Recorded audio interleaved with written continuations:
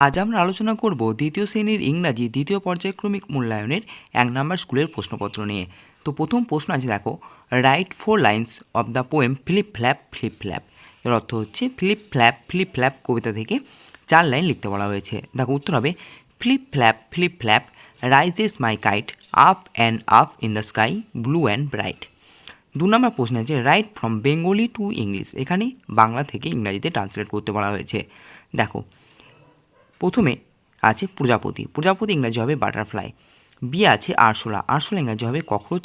C আছে মৌমাছি ইংরাজি হবে হানিবি। এবং ডি আছে মশা ইংরাজি হবে মসকুইটো। ৩ নম্বর প্রশ্ন আছে, fill in the blanks using this or this. তো আমরা জানি যে এক বচনের ক্ষেত্রে দিস ব্যবহৃত হয় এবং বহুবচন বা একের বেশির ক্ষেত্রে কী হয়, দিস ব্যবহৃত হয়। তো দেখে নাও কী হবে। প্রথমে উত্তর হবে দিস ইজ এ ক্যাট। যেহেতু এখানে একটি বিড়াল বলেছে তাই এখানে দিস হবে, ঠিক আছে। আর বি আছে দিস আর রেড বক্সেস। তো বক্সেস আছে, এখানে বুঝতে পারছি এখানে বহু বচন আছে তাই এখানে কী হবে, দিস হবে। ৪ নম্বর প্রশ্ন আছে, দেখো, টিক দ্য কারেক্ট অ্যান্সার। সঠিক উত্তরটিকে রাইট চিহ্ন দিতে বলেছে। ইনসেক্ট আর স্মল, ঠিক আছে, অর্থাৎ পতঙ্গরা হয় ছোট।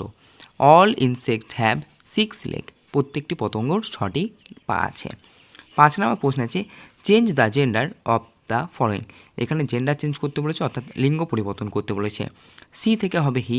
বি আছে টাইগার থেকে হবে টাইগারেস মানে বাঘিনী। মাদার থেকে হবে ফাদার এবং ডগ থেকে হবে বিচ।